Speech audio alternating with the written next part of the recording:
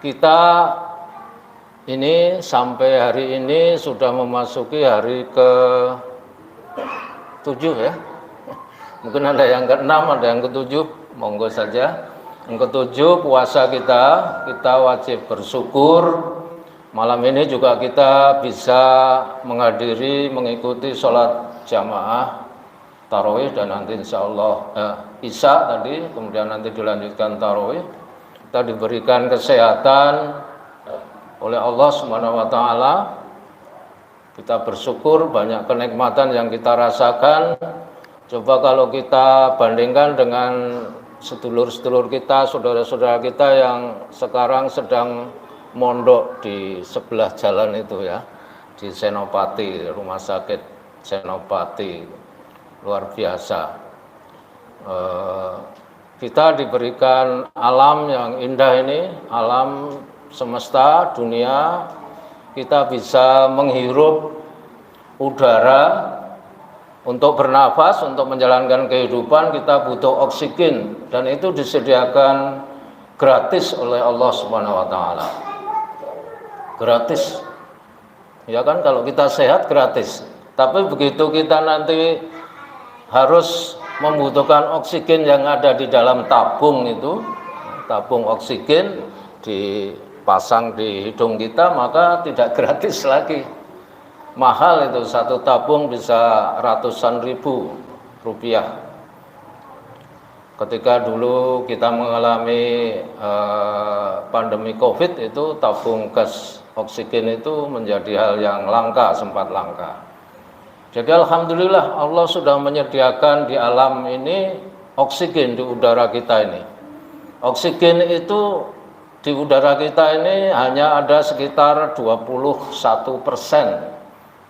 Yang lebih banyak adalah gas nitrogen justru. Nah, gas nitrogen ini juga banyak gunanya. Maka kita bersyukur karena oksigen kita manfaatkan, gas nitrogen itu untuk apa? Kalau di dunia industri, ini mohon maaf saya cerita kimia, nanti hubungannya dengan bersyukur atas karunia Allah. Pabrik amonia, pabrik pupuk urea, itu bahan dasarnya antara lain adalah nitrogen dari udara. Gratis itu.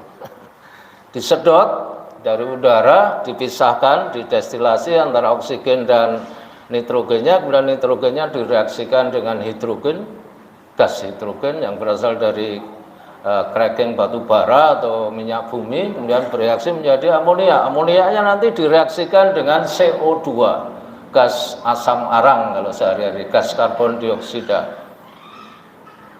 menjadi urea. Urea menjadi pupuk, dibutuhkan oleh para petani. Jadi luar biasa, alam ini sudah disediakan oleh Allah. Jadi kalau kita melihat alam, sebenarnya alam itu semuanya indah dimanapun. Kalau ada alam merasa bahwa dunia ini kok tidak indah, itu mungkin lagi ada masalah. Dimanapun, di Indonesia ini kalau kita Bapak Ibu sekalian berwisata di alam, mulai dari kalau dekat Parangtritis atau Gua Cemara atau di Gunung Kidul atau kemudian di luar daerah, begitu indah alam ini.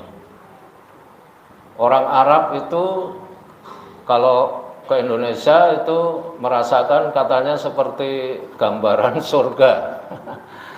Surga di dunia ini, Taman Firdaus di Indonesia ini. Karena di Arab tidak ada alam seperti di Indonesia. Bapak Ibu yang pernah beribadah haji atau umroh sudah memahami itu. Di sana tandus ya, padang pasir, perbukitan batu. Tetapi bagi kita, bagi saya 2 kali ke Arab Saudi itu juga indah itu padang pasir itu, karena kita jarang menyaksikan pemandangan yang luar biasa, padang pasir dengan bukit-bukitnya, batu-batuan yang seperti di alam lain. Juga indah. Keindahan alam itu sebenarnya kan kalau kita tidak biasa menikmati, kemudian melihat itu, maka kemudian terasa indah. Tapi kalau udah biasa, ya biasa saja gitu ya. Orang Parangtritis itu melihat Parangtritis mungkin biasa saja, tapi bagi orang luar itu satu keindahan. Begitu juga kalau kita ke alam yang lain, ke negeri yang lain. Jadi dengan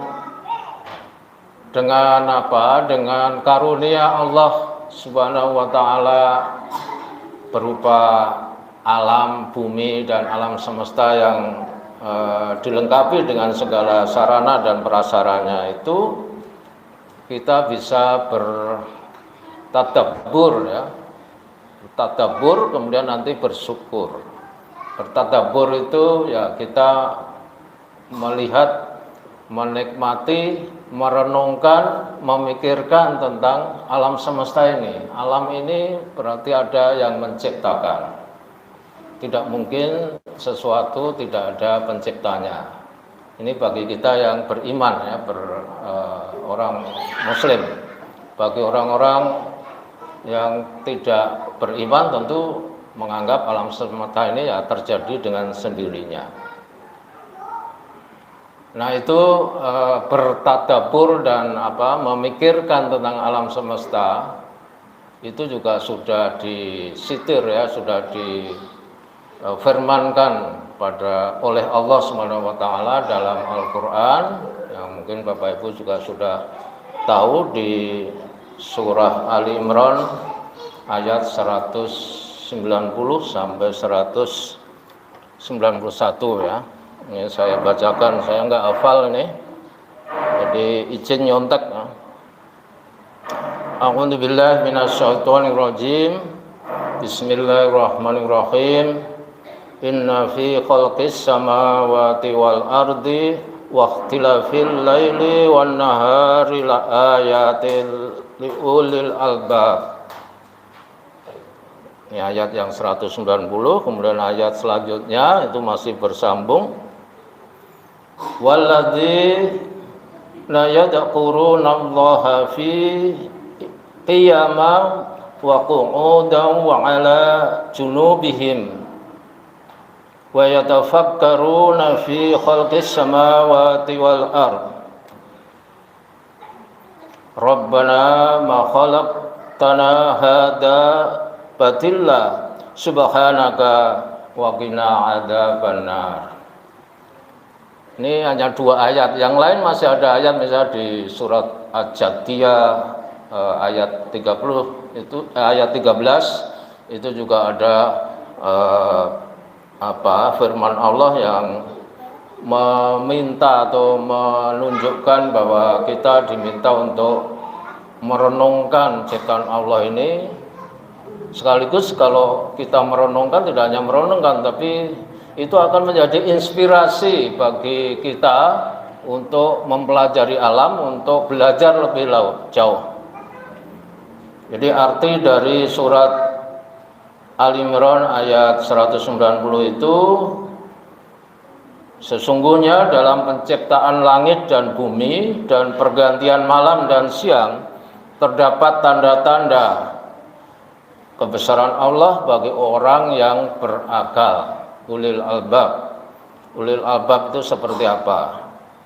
Yaitu orang-orang yang mengingat Allah sambil berdiri, duduk, atau dalam keadaan berbaring, dan mereka memikirkan tentang penciptaan langit dan bumi. Seraya berkata, ya Tuhan kami, tidaklah Engkau menciptakan semua ini sia-sia.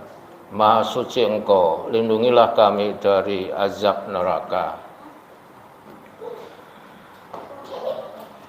Nah, itu ayat 191 ya, sambungan dari ayat 190. Jadi Bapak Ibu, ayat ini kalau kita runut ya, rupanya mungkin menjadi inspirasi pada abad ke berapa? 9, 10, abad pertengahan, dikenal dengan abad pertengahan, di mana pada abad itu terjadi kejayaan umat Islam. yang terjadi mulai dari Spanyol di Eropa.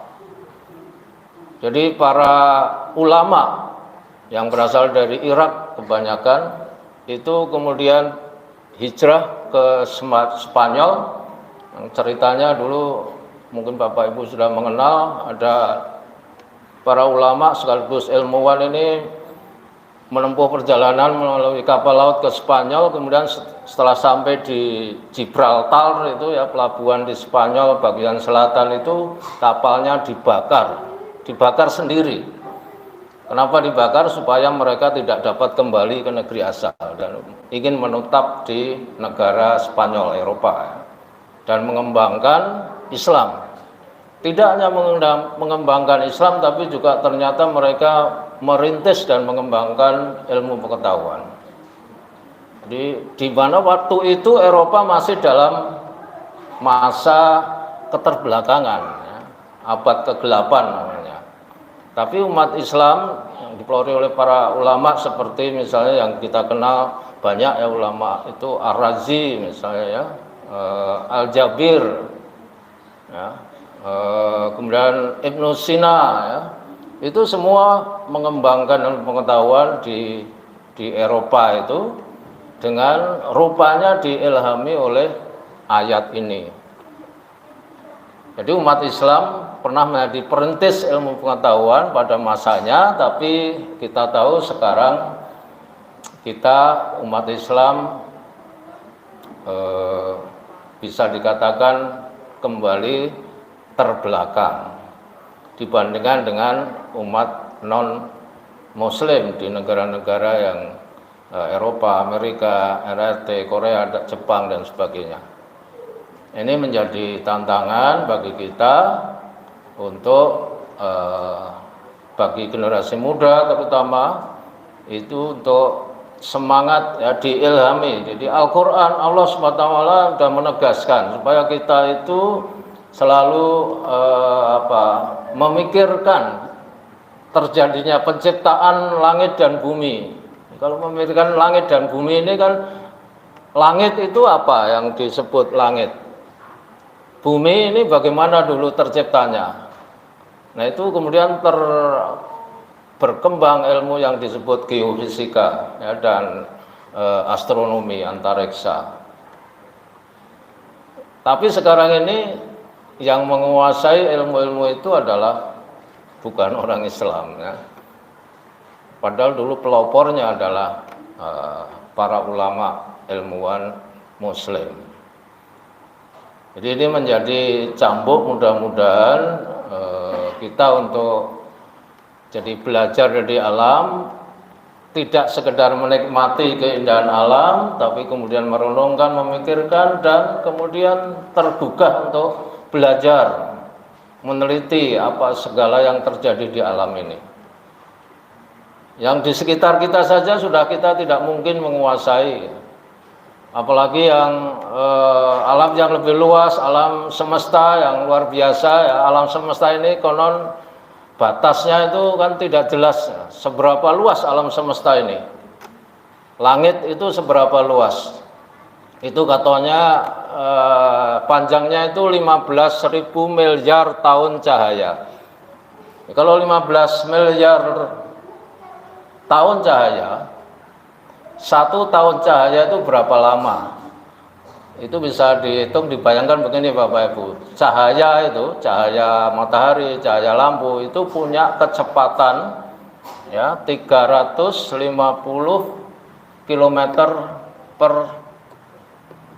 detik. 350 km per detik. Jadi 1 detik itu cahaya itu sudah sampai menempuh jarak 350 km.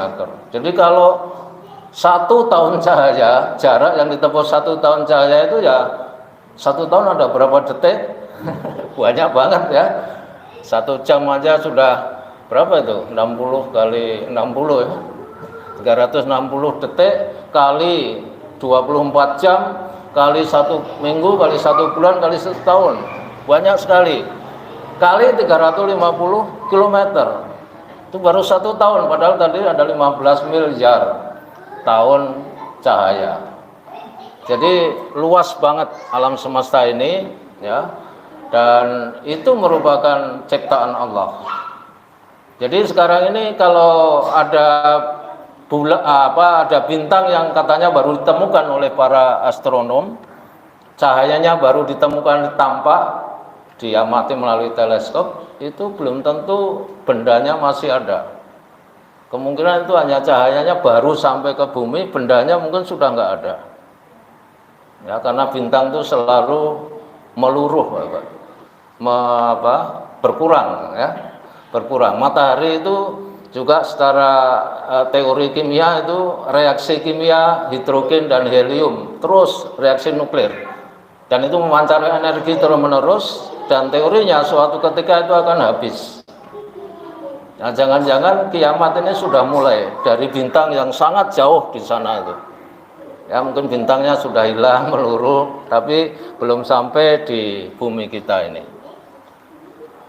Jadi begitu Bapak Ibu, ayat ini 190 dan 191 Ali Imran, mari nanti kita silakan dibaca kembali, itu menjadi dorongan, ya, inspirasi bagi kita, terutama yang para generasi muda, untuk tekun belajar menguasai ilmu pengetahuan. Dan dari ilmu pengetahuan itu kita jangan lupa sebagai orang beriman itu tetap akan justru memperkokoh keimanan kita, menambah keyakinan kita bahwa kebesaran Allah itu luar biasa. Itu dari alam semesta, dari yang di tubuh kita saja juga, Bapak Ibu sekalian. Di tubuh kita ini, kita tadi saya cerita menghirup oksigen gratis dari alam. Oksigen itu untuk apa di tubuh kita? Oksigen itu digunakan untuk membakar makanan yang kita makan. Kita makan nasi misalnya, maka di mulut itu sudah mulai dicerna. Dan itu bersyukur kita, alhamdulillah Allah sudah menyediakan namanya enzim di mulut kita, di air liur kita, ya, di air lidah kita itu ada enzim namanya enzim amilase, dan sampai nanti di usus juga masih ada. Fungsi enzim itu adalah mengubah nasi tadi, ya, amilum, karbohidrat menjadi gula, glukosa. Dan glukosa ini nanti dalam tubuh kemudian namanya di metabolisme, diolah menjadi energi. Sebagian disimpan sebagai cadangan energi. Ini luar biasa. Ini sudah diselidiki oleh para ilmuwan, tapi ini ciptaan Allah, ya. Manusia belum mampu dengan ilmu secanggih apapun meniru apa yang ada di tubuh kita. Manusia belum bisa membuat enzim yang bisa mengolah seperti itu.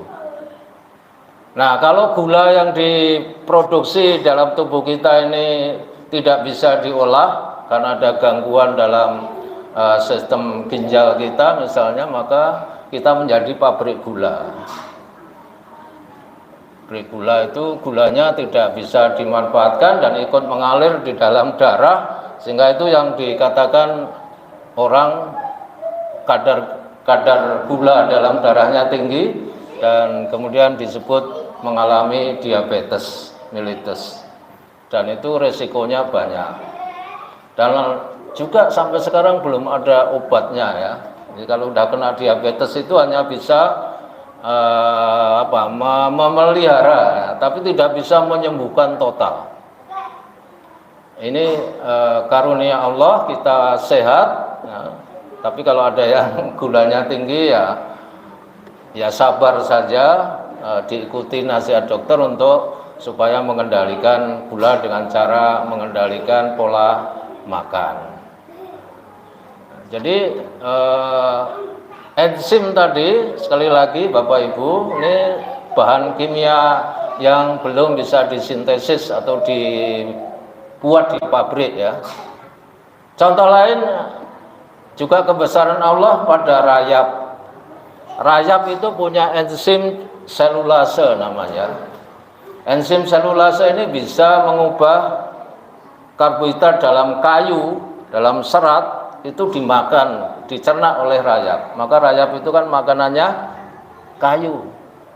Kayu tertentu. Kalau kayu yang tahan rayap ya ada ya, kayu jati yang bagus tuh rayapnya nggak doyan gitu ya. Nah kita nggak punya itu enzim selulase itu, tidak diciptakan di dalam tubuh kita oleh Allah. Oleh karena itu kita tidak bisa makan kayu, tidak bisa makan kayu. Tapi kalau menjual kayu ya bisa ya. Makan kayu dalam arti kayu dari hutan ditebang kemudian dijual, itu kan akhirnya ya dimakan ya dari duitnya. Tapi kalau kita punya enzim itu sebenarnya cukup makan serat ya. Serat di dalam tubuh kita ya, daun-daunan atau sayur-sayuran yang mengandung serat itu tidak bisa dicerna karena kita tidak punya enzim selulase itu sehingga keluar sebagai serat, tapi memang dibutuhkan untuk pencernaan. Jadi Bapak Ibu, itulah kebesaran Allah dengan belajar ilmu pengetahuan. Kalau saya belajar kimia, mungkin yang lain belajar yang lain, itu tentu akan makin ya sebagai orang beriman Islam itu insya Allah akan dapat makin memperkokoh keimanan kita, mengagumi kebesaran Allah. Karena begitu canggih ya ciptaan Allah ini yang ada di alam semesta. Secanggih apapun teknologi yang diciptakan manusia itu, belum ada yang bisa menandingi kecanggihan karya Allah di alam semesta.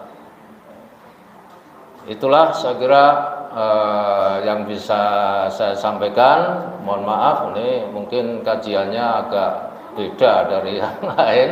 Mudah-mudahan ini ya sedikit memberikan warna lain di jamaah ini. Mudah-mudahan bermanfaat, dan jika ada kata kesalahan yang tidak saya sengaja maupun saya sengaja dalam kesempatan ini, saya mohon maaf.